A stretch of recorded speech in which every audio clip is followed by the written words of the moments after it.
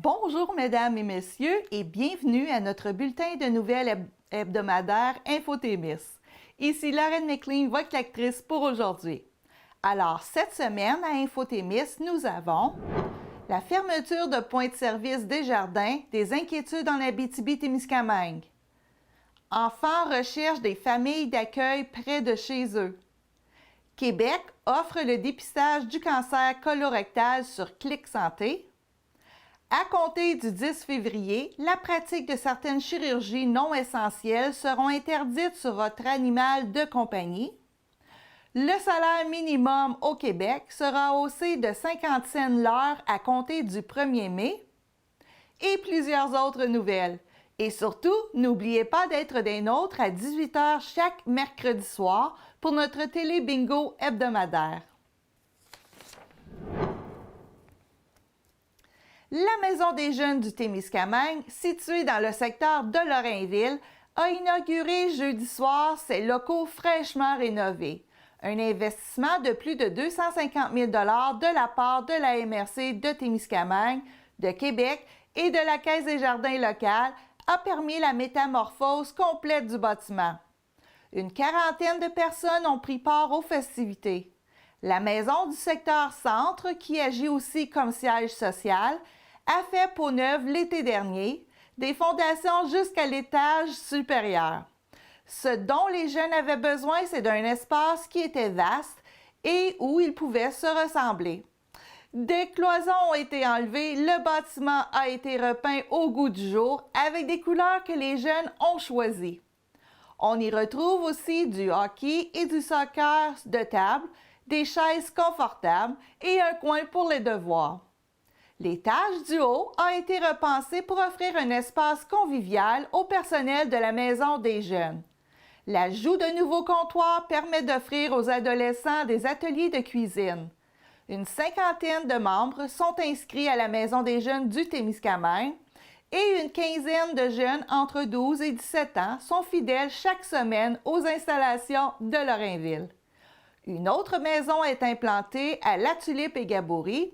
Il y a des endroits comme dans l'est du Témiscamingue où il y a moins d'infrastructures jeunesse.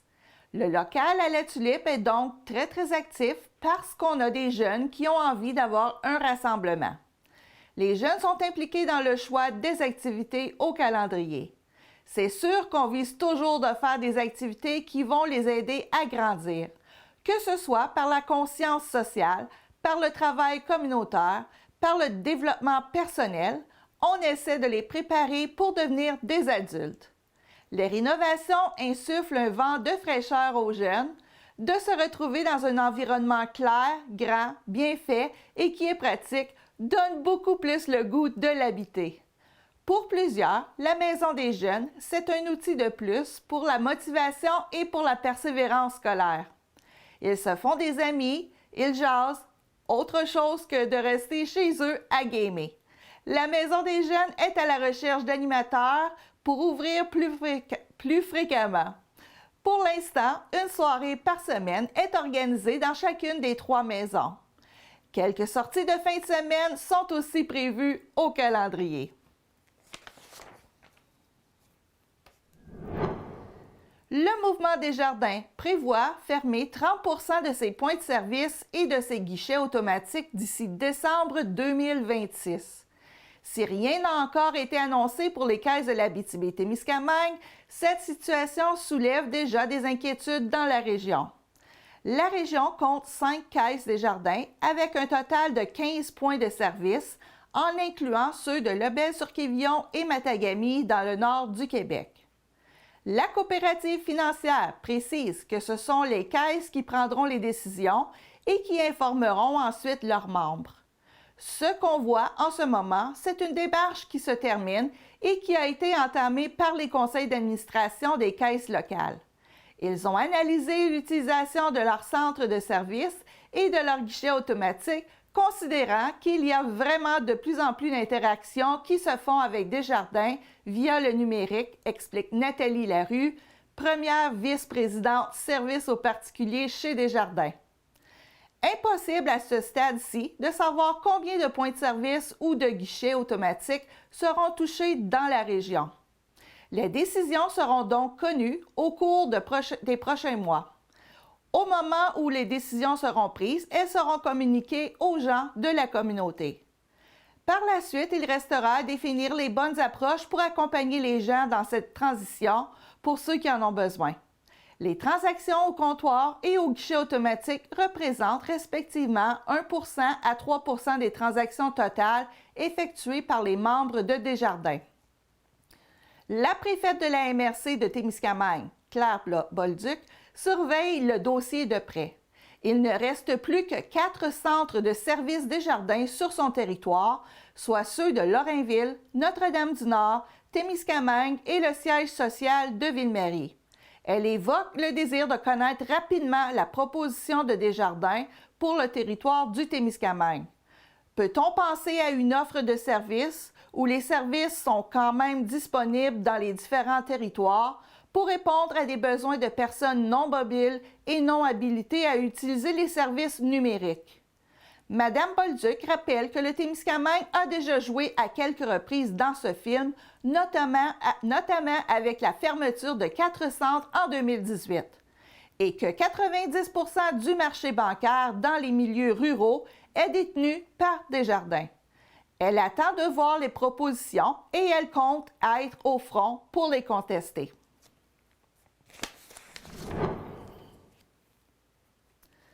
L'Oreille d'International Témiscamingue est ravie d'annoncer que toutes les places de l'édition 2024 sont comblées. Des athlètes de haut calibre seront présents pour cette compétition sportive qui s'inscrit dans le cadre de la prestigieuse série mondiale de courses d'aventure. Organisée par la Société de développement du Témiscamingue, la MRC de Témiscamingue et Endurance en Aventure, cet événement d'envergure internationale, ancré dans l'esprit d'aventure et de compétition, promet d'offrir une expérience mémorable aux participants et aux spectateurs du monde entier. En raison de l'enthousiasme et de la qualité des candidatures, l'organisation a décidé d'augmenter le nombre d'équipes, passant ainsi de 25 à 30 duos. Les équipes sélectionnées représentent un éventail diversifié de compétences et de nationalités, démontrant ainsi la portée mondiale de cet événement de renom.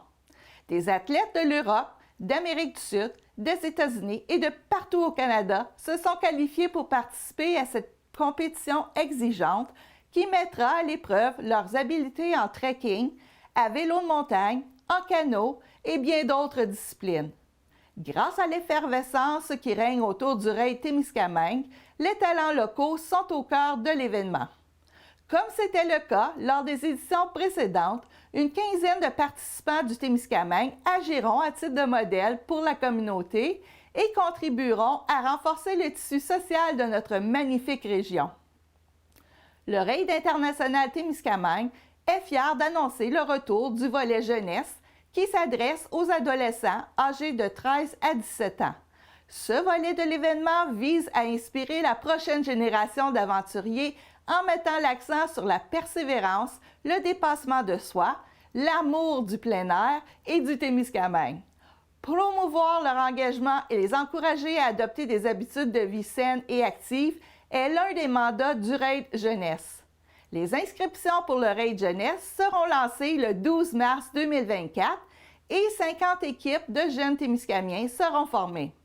Cette année promet d'être exceptionnelle avec des athlètes de calibre mondial prêts à relever le défi. Cette course d'endurance est composée d'une série d'épreuves alliant le trekking, la nage, le vélo de montagne, le canot et des sections spectaculaires de cordes.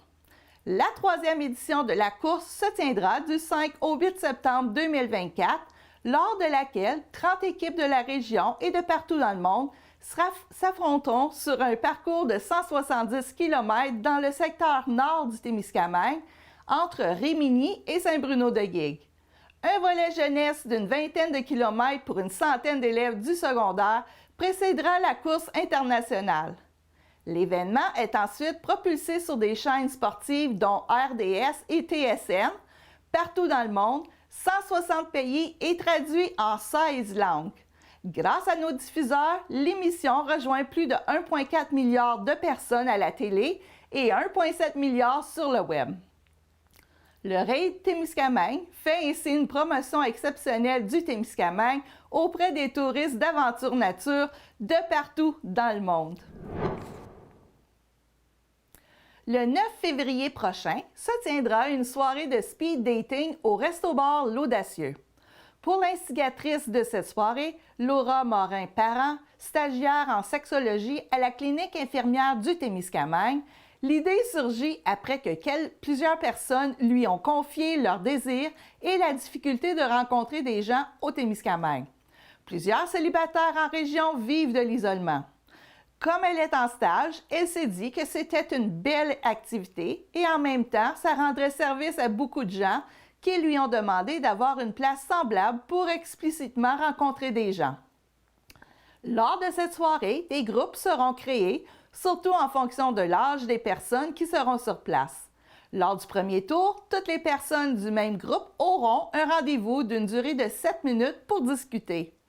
À chaque tour, Laura Morin-Parent posera une question brise-glace et quand le temps est écoulé, les participants devront écrire leur coup de cœur sur une fiche et si l'intérêt est mutuel, ces personnes participeront à une deuxième rencontre dans la même soirée, mais cette fois-ci d'une durée de 10 minutes. Madame Morin-Parent mentionne que c'est important que les gens restent fidèles à eux-mêmes et qu'ils aient en tête un peu leur centre d'intérêt et leurs objectifs dans la vie parce qu'ils vont devoir répondre à des questions par rapport à eux. C'est l'occasion idéale de se pratiquer à rencontrer des gens, de faire la découverte d'amis ou peut-être même d'un partenaire.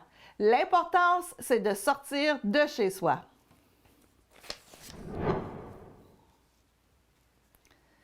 Un service d'auto-partage devrait voir le jour à Moffett, dans l'est du Témiscamingue, au cours des prochains mois. La direction de la municipalité a récemment fait l'acquisition d'un véhicule électrique pour ses besoins municipaux, mais souhaite optimiser son utilisation. Le projet est dans les cartons depuis déjà un bon moment, explique le maire de Moffett, Alexandre Binette.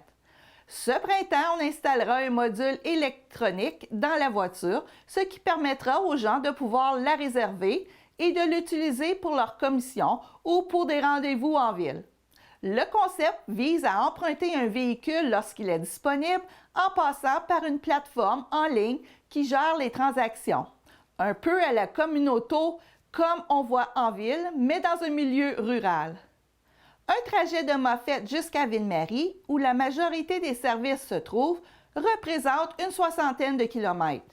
Pour quelqu'un qui a un vieux pick-up, ça peut coûter facilement 40 $ aller-retour à Ville-Marie, alors qu'un trajet en voiture électrique peut coûter 2 $ en électricité. Le coût pour les utilisateurs du véhicule électrique n'a pas encore été fixé, mais l'objectif est de se rapprocher du prix de l'essence d'une petite voiture. Ce serait quelque chose comme dans les alentours de 10 cents la minute, évalue le maire Binette. On veut surtout prévoir une solution de rechange à la deuxième et troisième voiture des familles qui sert peut-être moins que la première. La population de 210 âmes de Moffett n'évoque peut-être pas directement le besoin d'emprunter un véhicule, mais le coût élevé des déplacements fait certainement jaser. Il y a aussi une partie d'inventivité qu'on essaie de faire et de voir comment que nous, la municipalité, on peut régler un besoin commun, fait valoir Alexandre Binette. L'ajout de nouveaux services de proximité est une priorité pour Moffett, tout comme l'autonomie. Ça vient évidemment mettre des équipements et des ressources en commun. L'investissement prévu est d'au moins 80 000 $, dont la moitié pour l'implantation de la plateforme d'autopartage Sauvé, qui gère des véhicules électriques partagés dans plusieurs régions du Québec, dont la Gaspésie, Île-de-la-Madeleine.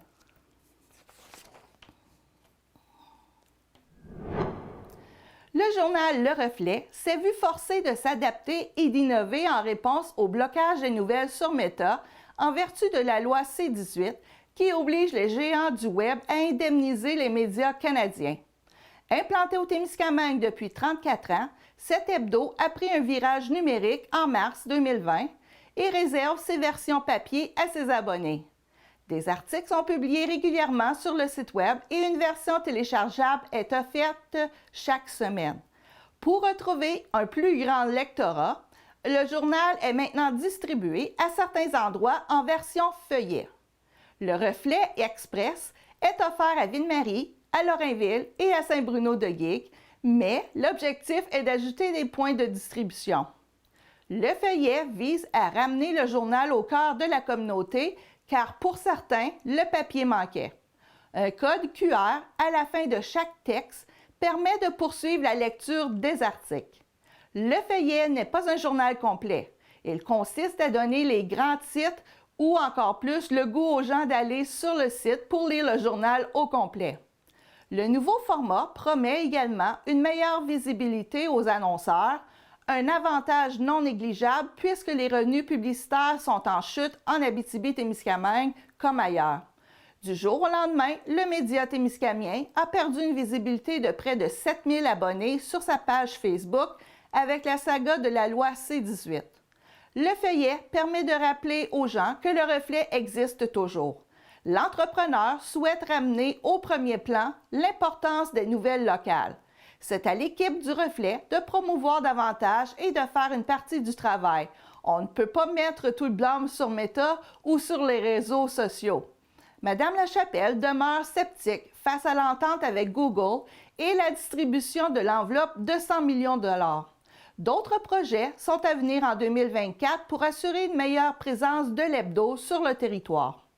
Depuis quelques années, le Reflet doit sa survie à la maison d'édition Zélé et à l'imprimerie de Karen Lachapelle.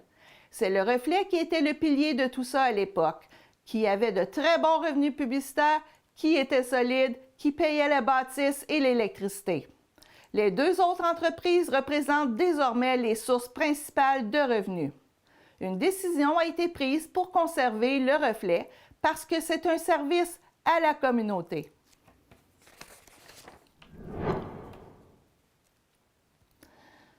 Le club de motoneige Légué-Luron de Guigue fêtait ses 50 ans en fin de semaine.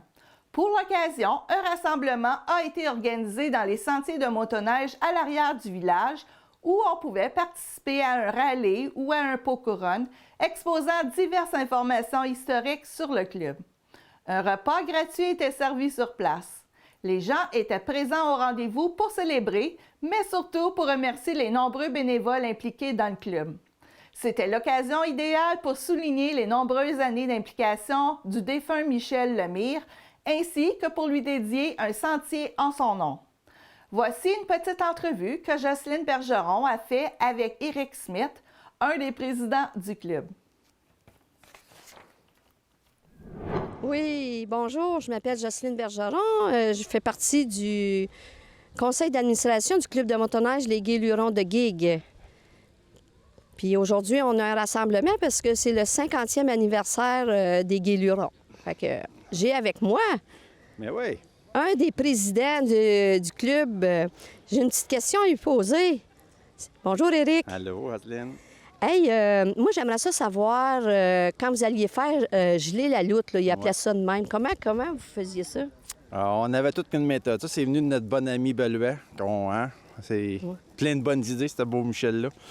Ouais, c'est ça. Au lieu de prendre une petite hausse avec une pompe, nous autres, c'était un kicker 15 forces. On mettait ça sur le bord d'un trou, puis on arrosait la loutre. Une demi-heure, c'était fini. OK. Ouais, l'eau était à grandeur de la loutre où ce qu'on devait passer, puis à l'occasion, on le répétait 1 à 2 fois, là. Mais OK. sinon, c'est ça. C'était c'est aussi simple que ça. Avec un moteur de bateau. Ouais, petit moteur, un petit kicker 15 forces. Ben, coudonc.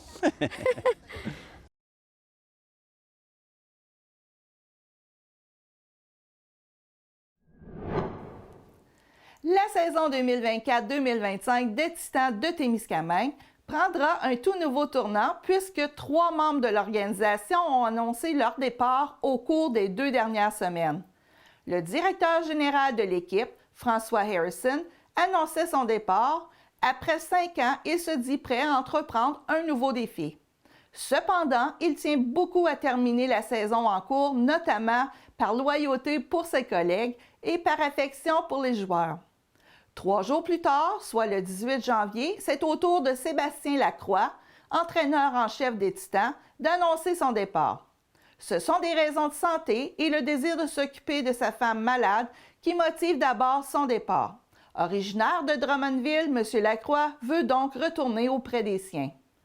Enfin, le 24 janvier dernier, ce fut le tour de Pascal Labranche, président et propriétaire unique du club, d'annoncer sa décision de quitter l'équipe. Après 12 ans chez les Titans, le temps est venu pour lui de passer à autre chose. Son souhait le plus cher est que l'équipe demeure à Témiscamingue, raison principale pour laquelle il dit faire preuve de souplesse dans ses conditions de vente. À date, le club n'a toujours pas trouvé d'acheteurs potentiels. C'est une offre qui est ouverte à tous.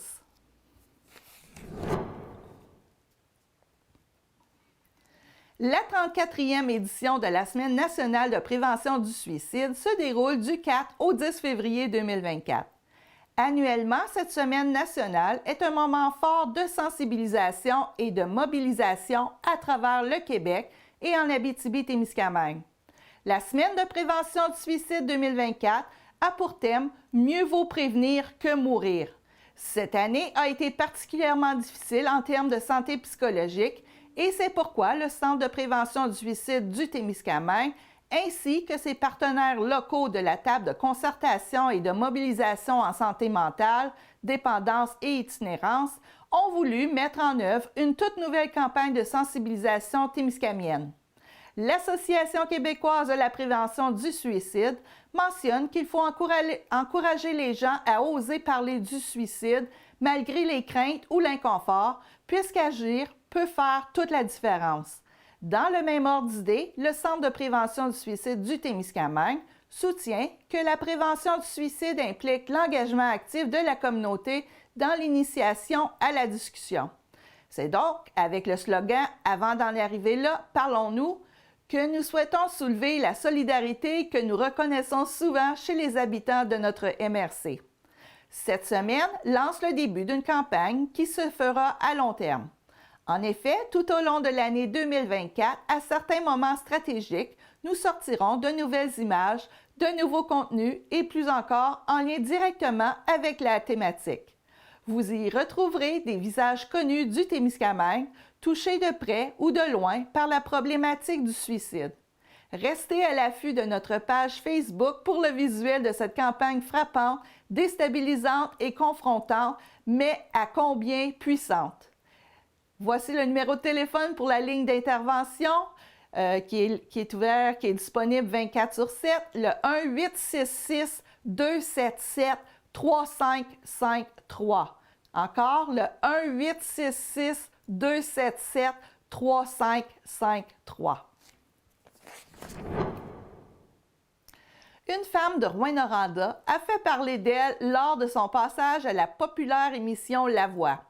Cathy Vachon, âgée de 43 ans, en a émerveillé plus d'un avec sa prestation. Elle qui nous a montré la puissance de sa voix avec un classique de la chanteuse Aretha Franklin, You Make Me Feel Like a Natural Woman, Roxane Bruno, Mario Pelcha et France D'Amour se sont retournés pour la voir dans leur équipe. Et ça n'a pas été long avant que Mario bloque France D'Amour pour augmenter ses chances. Et il a bien fait car c'est finalement lui qui a pu la recruter dans son équipe.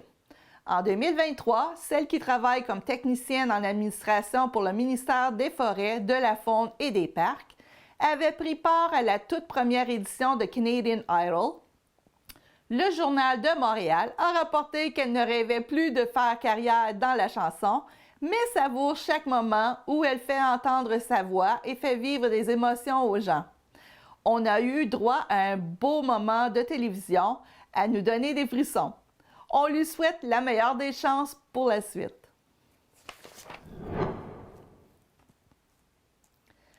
Le lancement de la biographie du Monseigneur Hamelin, évêque du diocèse de Rouyn-Noranda de 1973 à 2001, s'est déroulé le samedi 3 février 2024 à l'église Saint-Joseph de Rouyn-Noranda. La vie de l'évêque du diocèse de Rouyn-Noranda, Jean-Guy Hamelin, portée à la littérature avec une œuvre écrite par le prêtre Pierre Larivière. La biographie du religieux a été écrite afin de souligner l'œuvre de l'évêque en lien avec sa contribution à l'univers autant qu'à titre de personnage de l'Église contemporaine. C'est un homme qui était à l'écoute. Il était un visionnaire. Il a toujours, au cours de son cheminement, fait une grande place aux femmes dans l'Église moderne. Par ailleurs, peu de gens savent qu'il a été l'aumônier des syndicats locaux de ceux qui travaillaient. Bref, il était tout près des gens.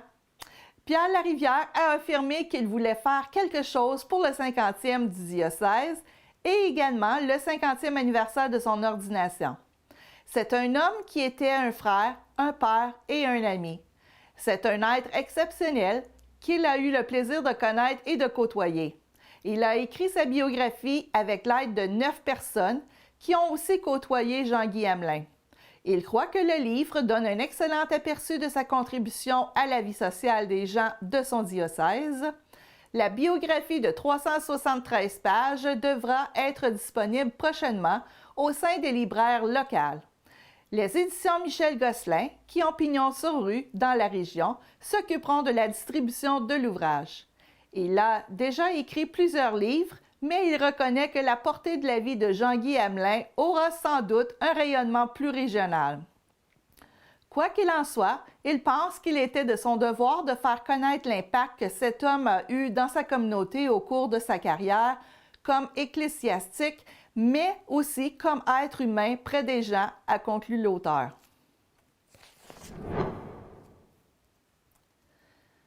Plus de 1600 syndiqués de la CSN en Abitibi-Témiscamingue, nord du Québec, négocieront de nouvelles conventions collectives au cours de l'année 2024. Ces travailleurs, répartis dans 23 syndicats, s'ajoutent aux 2500 syndiqués du secteur public qui se prononceront au cours des prochaines semaines sur l'entente de principe intervenue avec le gouvernement.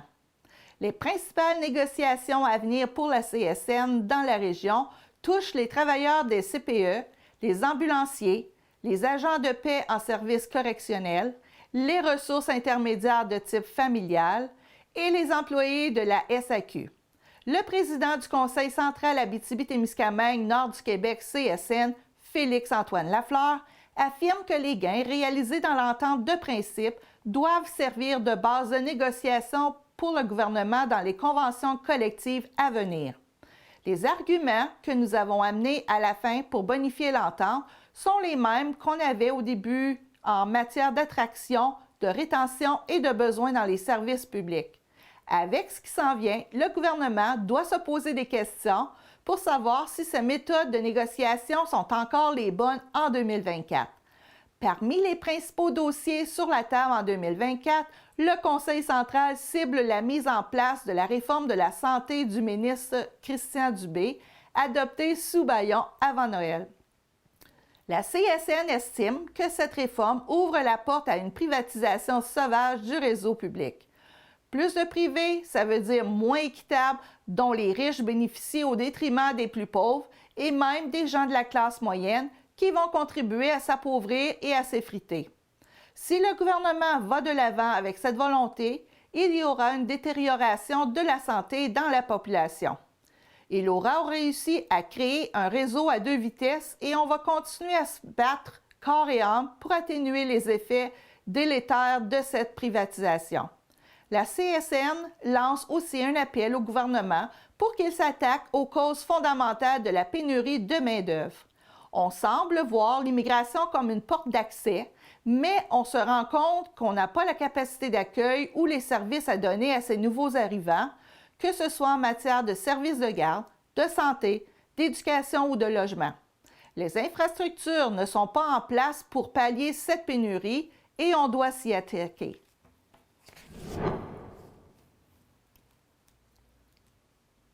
L'Abitibi-Témiscamingue jongle comme ailleurs au Québec avec une pénurie de familles d'accueil. Il ne resterait actuellement que 53 places de libre auprès de ces familles chargées d'offrir de la bienveillance et de la stabilité aux enfants, un seuil jugé critique. Étant donné l'étendue de notre territoire, plus on en aura, mieux ce sera. Avec 53 places, c'est un seuil critique. Cette réalité entraîne parfois des situations affligeantes. C'est le cas lorsque des adolescents ou des enfants sont contraints d'être hébergés à des centaines de kilomètres de leur famille biologique, faute de places offertes près de leur ville ou de leur village. Quand on doit le changer de ville, il arrive dans un milieu où il ne connaît rien. C'est une adaptation multipliée par 1000. enchaîne la chef de service à l'hébergement jeunesse au 6 de l'Abitibi-Témiscamingue, France Caron. L'Abitibi-Témiscamingue recense actuellement 314 familles d'accueil. Parmi celles-ci, 572 places sont offertes pour les enfants et les adolescents de la région, mais la plupart d'entre elles sont actuellement occupées. Le placement en famille d'accueil est décrit comme une solution de dernier recours par la direction du programme jeunesse. Bien que les intervenants la considèrent comme un moindre mal, ils tentent habituellement de maintenir les liens et les contacts entre l'enfant placé et sa famille biologique. Les personnes intéressées à œuvrer comme famille d'accueil sont invitées à se manifester. Les besoins actuels seraient particulièrement criants pour les enfants âgés de moins de 5 ans et pour les adolescents de 12 à 18 ans. On aimerait avoir des bassins de famille suffisamment grands pour offrir à un enfant un milieu réellement adapté à ses besoins. France Caron décrit la famille d'accueil adaptée comme un milieu accueillant, rassurant et sécurisant, capable d'offrir une routine et de l'encadrement. Toutes les formes de famille sont acceptées, précise-t-elle. Ça peut être des couples homosexuels ou des personnes seules. Il faut avant tout que le profil des candidats réponde à nos critères. Pallier la pénurie permettrait également aux intervenants jeunesse d'agir en amont et d'éviter ainsi de retirer certains enfants de leur famille biologique. Pour les adolescents, il nous reste seulement quelques places. Si on doit retirer un adolescent de son milieu familial, ça veut probablement dire que nous devrons le retirer de ses milieux scolaires, social et sportifs. C'est d'ailleurs pour cette raison que la direction du programme jeunesse aimerait recruter des familles pour offrir des services de répit à des parents en difficulté. Si nous pouvions avoir les places suffisantes pour instaurer ce service de répit, nous pourrions parfois prévenir certains déplacements. Parfois, certaines familles sont en grande difficulté de façon situationnelle. De placer leur enfant quelques jours pourrait atténuer les difficultés et éviter les placements à plus longue échéance. France Caron et Tommy Guillemette émettent des hypothèses pour expliquer les difficultés de recrutement de familles d'accueil dans la région. La pandémie et l'inflation apparaissent en tête de liste de leurs réflexions. La santé mentale de la population ne va pas bien et l'inflation crée des tensions dans les familles, mentionne Mme Caron. La direction de la protection jeunesse invite les personnes intéressées à contacter leur centre jeunesse local pour œuvrer comme famille d'accueil. Jacqueline Bégin est maintenant le nouveau président de la Conférence des préfets de l'Abitibi-Témiscamingue. Ce dernier succède à Sébastien Destous, préfet de la MRC d'Abitibi, qui occupait ce poste depuis janvier 2022. Il a expliqué que la concertation est un élément essentiel au développement régional. La Conférence des préfets de l'Abitibi-Témiscamingue regroupe la ville de Rouyn-Noranda et les 4 territoires de la MRC de la région, qui compte 147 700 habitants et se compose de 64 municipalités. On lui souhaite la meilleure des chances avec son nouveau mandat. L'industrie de la construction est aussi touchée par la pénurie de main-d'œuvre. En Abitibi-Témiscamingue, des travailleurs sont recrutés à l'extérieur de la région. L'Association de la construction du Québec croit que l'Abitibi-Témiscamingue sortira gagnant de la réforme proposée par le ministre du Travail, Jean Boulet. Le projet de loi 51, déposé jeudi passé, vise à moderniser les pratiques dans l'industrie de la construction pour mieux faire face aux obstacles qui retardent les chantiers et les grands projets. L'une des dispositions de la réforme a pour objectif d'accélérer la mobilité régionale des travailleurs en abaissant les seuils d'heures requises pour être éligibles à travailler dans une autre région. Selon l'Association de la construction du Québec, qui représente 20 000 entrepreneurs en construction au Québec, cette mesure pourrait donner une bouffée d'air pour la réalisation de projets en Abitibi-Témiscamingue. Plusieurs élus nous disent vouloir la décongestion de l'industrie dans la région pour être en mesure d'avoir davantage de soumissionnaires sur leur appel d'offres. Cette mobilité va permettre de diminuer la pression sur l'industrie en amenant davantage d'entrepreneurs et de travailleurs. On sait qu'il y a beaucoup de projets à venir et que le secteur minier va très bien. Cette modernisation peut aider à résorber les effets de la pénurie de main-d'œuvre dans la région. L'Association de la construction du Québec estime que cette mesure pourrait notamment attirer en Abitibi des travailleurs de la région de Mont-Laurier qui sont présentement considérés comme étant de la région du Grand Montréal. Ces entrepreneurs seront sans doute plus disposés à vouloir venir prêter main forte sur des projets de l'Abitibi-Témiscamingue. L'Ontario aussi est un marché potentiel. Il y a une cohorte qui pourrait vouloir franchir la frontière puisque la réglementation permettrait à la Commission de la construction du Québec de reconnaître leur formation. Alors que les syndicats craignent que la réforme ne mette en péril les emplois dans les régions, l'Association de la construction du Québec croit que le contexte actuel et futur sera favorable pour tous. La pénurie est une réalité actuelle et les prévisions pour les 10 à 15 prochaines années laissent entrevoir beaucoup d'investissements, notamment dans les grands centres, fait valoir le porte-parole de l'Association de la construction du Québec.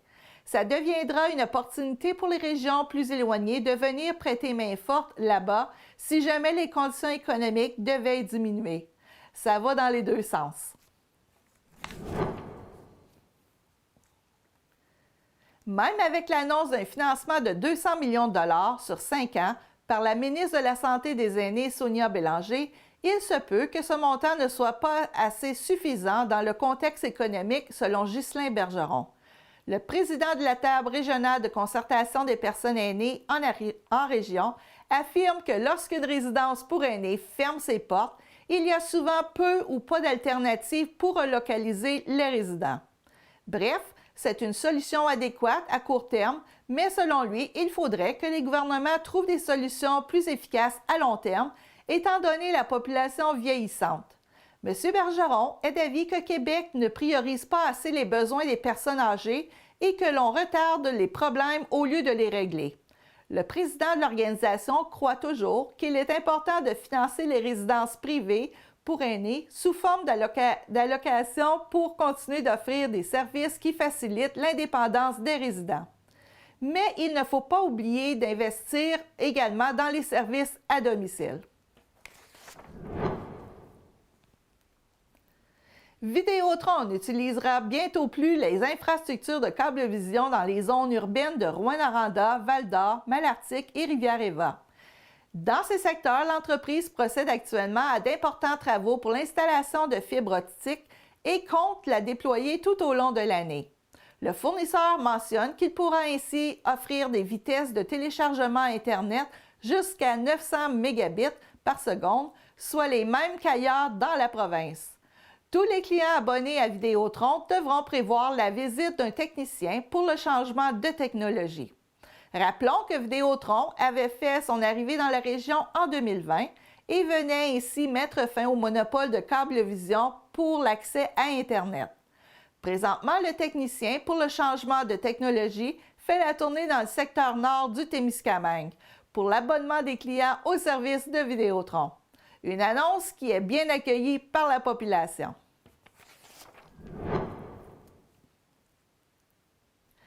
Grâce à un test à la maison très simple et rapide, on pourrait dépister la majorité des cas du cancer du côlon. Les gens pourront se le procurer en prenant rendez-vous sur Clic Santé. Depuis lundi, les personnes de 50 à 74 ans peuvent avoir accès plus rapidement à un dépistage du cancer colorectal, le deuxième type de cancer le plus fréquent au Québec. Il est maintenant offert dans les centres de vaccination mis sur pied durant la pandémie de COVID dans toutes les régions du Québec. Comme le test pour le cancer colorectal est simple et rapide à effectuer, le gouvernement ne voyait plus la pertinence d'obliger les gens à obtenir une ordonnance ou une requête d'un médecin de famille. À la suite de leur inscription sur Clic Santé, les patients recevront une enveloppe qui contiendra ce test lors de leur rendez-vous avec une infirmière du centre de vaccination. Le patient pourra effectuer son prélèvement lui-même et le ramener au centre 48 heures plus tard. L'infirmière effectuera le suivi du résultat. C'est un cancer qui est sans symptômes et qui se développe très lentement, donc il est possible de le dépister tôt. On veut désengorger les hôpitaux Et en ce moment, ça vous prend un médecin qui vous dit d'aller passer le test. On sait aussi qu'il y a des gens qui n'ont pas encore de médecin de famille ou qui sont incapables de le voir, donc on vient enlever cette étape-là, affirme le ministre de la Santé, Christian Dubé. Monsieur Dubé a dit miser sur Clic Santé pour éviter des délais si le dépistage massif du cancer colorectal fonctionne bien dans les centres de vaccination et de prélèvement. Québec n'exclut pas de renouveler l'expérience pour d'autres types de cancers. Il faudra cependant que le dépistage soit aussi simple et ne requiert pas d'appareil imposant comme ceux utilisés pour une mammographie, par exemple. Le ministre de la Santé, Christian Dubé, affirme qu'on verra dans les prochaines semaines comment ça évolue pour les autres cancers. Si on peut accélérer le nombre de tests pour différents cancers, on va le faire. On sera maintenant capable de mesurer si on doit augmenter le personnel dans nos points de service.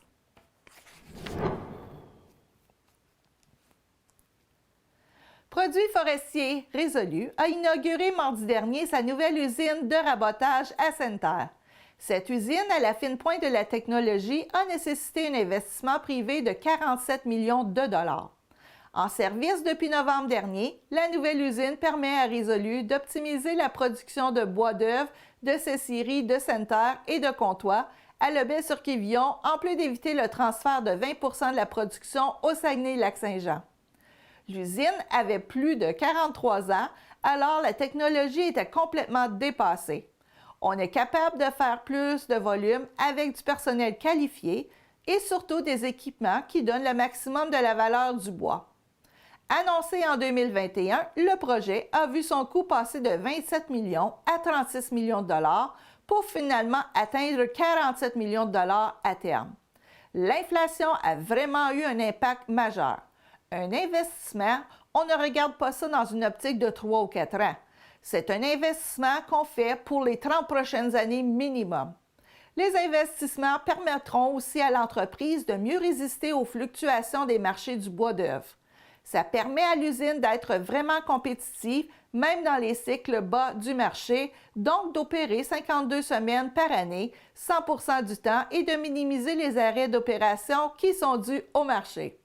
La mairesse de Sainte-Terre, Nathalie-Anne Pelchat, accueille cette nouvelle usine avec beaucoup de fierté. Elle croit que cette réalisation envoie un bon signal. Ça vient démontrer une solidité dans l'industrie, mais aussi dans les possibilités d'investissement ou de développement qu'il peut y avoir pour la municipalité.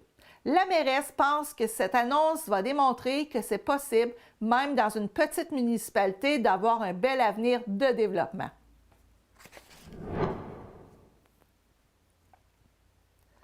Durant des années, plusieurs maîtres songeaient à faire dégriffer leurs chats après en avoir fait l'adoption. Cette pratique sera interdite au Québec avec l'entrée en vigueur du règlement sur le bien-être et la sécurité des animaux domestiques de compagnie et des équidés le 10 février prochain. En plus du dégriffage, il interdit aussi de pratiquer des interventions chirurgicales sur d'autres espèces comme les chiens, entre autres la taille de la queue et des oreilles, pour des raisons esthétiques, ainsi que l'ablation des cordes vocales des chiens pour réduire les nuisances sonores du jappement excessif. On pourra toujours pratiquer la taille des oreilles et de la queue s'il y a une raison médicale de le faire, mais comme ces interventions avaient le plus souvent des motivations esthétiques, on en fera beaucoup moins. La dévocalisation, bien qu'elle réduise le bruit et les nuisances pour le voisinage, ne solutionne aucunement le problème à la source du jappement excessif. En effet, toute chirurgie comporte des risques de complications et certaines études suggèrent une possibilité d'inconfort et de douleur chronique, ainsi que des changements dans le comportement de la démarche et la démarche de l'animal. Il sera également interdit d'aller voir un vétérinaire en Ontario pour ces différentes chirurgies.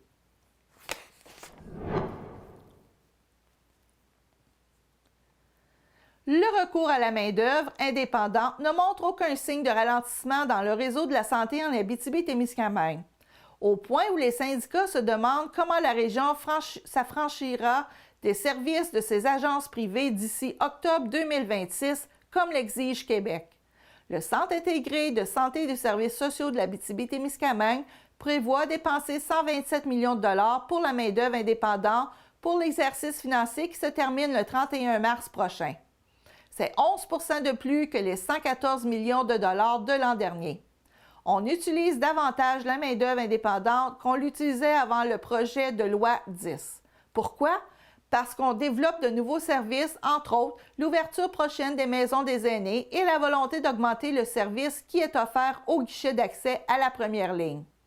Pour cela, il faut des ressources supplémentaires. Et en Abitibi-Témiscamingue, les enjeux d'attraction et de rétention au niveau des infirmières, c'est loin d'être réglé. Donc, on se demande comment on va arriver à éliminer 100 % de la main-d'œuvre indépendante alors qu'on fonce à l'aveuglette en ce moment. Les affichages de postes pour les maisons des aînés de Rouyn-Noranda et de Val-d'Or n'ont pas permis de pourvoir la moitié des postes nécessaires pour les ouvrir à 50 % de leur capacité, autant au niveau des préposés aux bénéficiaires que des préposés de pavillon.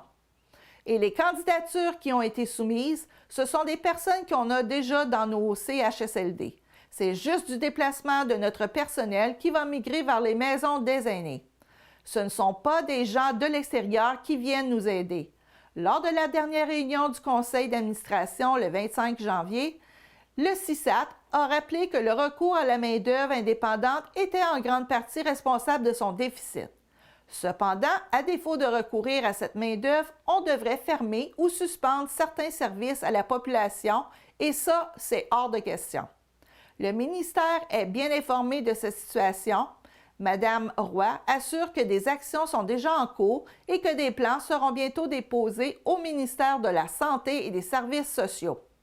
Plus on sera attractif, plus on aura des conditions de travail et des façons d'organiser le travail qui sont attractives, plus on aura des chances de pouvoir recruter de la main-d'œuvre qui s'installe ici en région. Le salaire minimum au Québec sera haussé de 50 cents, passant de 15,25 à 15,75 l'heure à compter du 1er mai prochain. Québec a pris cette décision en raison de l'incertitude économique qui touche notamment le commerce de détail et la restauration, des secteurs qui vivent présentement une situation difficile, voire des fermetures. Selon le ministère du Travail, 200 700 travailleurs seront touchés par cette hausse du salaire minimum, dont 111 200 femmes. Le ministre du Travail, Jean Boulet, justifie la hausse de 50 cents l'heure par l'incertitude économique. Il faut comprendre que hausser le salaire de façon importante pourrait avoir un effet négatif et entraîner une pression importante pour les employeurs et ainsi occasionner des fermetures dans le milieu du commerce au détail, des restaurants ou bien de l'hébergement, ce qui n'est pas souhaitable avec tout ce que cela pourrait entraîner comme conséquence néfaste sur l'économie québécoise. Le gouvernement souhaite que le salaire minimum se maintienne à environ 50 % du salaire moyen. Avec la prochaine hausse, il atteindra 50,8 %.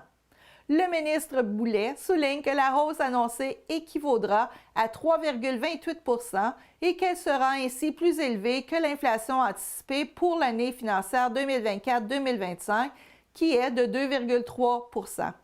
Il fait aussi valoir que le gouvernement a fait de grands efforts pour protéger la population contre l'inflation, comme la distribution de chèques ponctuels, le plafonnement des tarifs gouvernementaux, une baisse d'impôts et la bonification du crédit d'impôt pour aînés. Qu'on le veuille ou non, les produits issus du cannabis sont là pour rester. Et à cet enjeu, les travailleurs de rue sont clairs. Malgré tout, la situation préoccupe les experts de la santé. Avec l'arrivée des vapoteuses, un dérivé du cannabis, la wax, est de plus en plus consommé au Québec et fait son chemin dans la région. La wax est un concentré de la résine de cannabis à haute concentration en THC, explique Anne-Marie Landry, spécialiste en activité clinique du volet dépendance du CISAT. En comparaison, un joint de cannabis classique contient de 15 à 20 % de THC. À l'inverse, la concentration de THC dans un wax pen peut se chiffrer entre 75 à 99 %. Le CISAT nous confirme toutefois que la situation est suivie rigoureusement au vu de l'impact sur les jeunes. Bien qu'illégal à la vente et à la consommation, la facilité pour s'en procurer joue pour beaucoup dans la hausse observée. Des produits accessibles sur Internet ou plusieurs sites faciles d'accès proposent un large éventail de produits.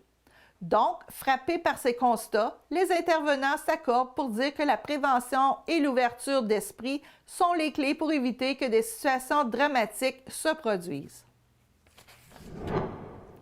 Dans les années 80, la pertinence des syndicats était nécessaire pour éviter l'exploitation des employés. Aujourd'hui, les syndicats revendiquent différents enjeux auprès des employeurs. Christian Péloquin, journaliste de médias, exprime qu'à la fin des années 80, il gagnait 10 $ l'heure, il travaillait comme un cochon, les blessures, il n'y avait personne pour nous aider, mais s'il lâchait son job, il n'était pas certain d'en avoir un dans le mois d'après. C'est pour ça que quand on parle de la pertinence des syndicats, c'est vrai, on s'imagine encore dans l'ancien temps où là, on était surexploité. Les syndicats ont évolué avec le temps. Les enjeux d'aujourd'hui ne sont plus les mêmes que dans les années 80. Dans la situation actuelle, on peut se dire, oui, c'est vrai, on est plus exploité et on a plus de 50 heures, mais il y a d'autres enjeux, la santé psychologique. Si ce n'est pas les syndicats qui l'amènent, il n'y a personne qui l'amène, cet enjeu-là. Les syndicats sont essentiels pour toutes les revendications possibles à effectuer. Revendiquer un enjeu sociétal ou à plus petite échelle est une forme de communication pour se faire entendre des gouvernements ou de son employeur. La cause d'un mouvement de grève est due à cause d'un dossier de négociation épuisé depuis longtemps et qu'aucune entente n'est possible avec l'employeur. Alors voilà, c'est ainsi que se termine notre bulletin de nouvelles pour cette semaine. J'espère que ça vous a plu. Je vous invite à rester des nôtres pour la diffusion d'une émission intitulée « Michel Lemire, l'homme derrière les surfaceuses ». Ici Lauren McLean qui vous remercie d'avoir été là. Bonne semaine à tous. On se revoit la semaine prochaine pour une autre émission d'Infotémis. Au revoir.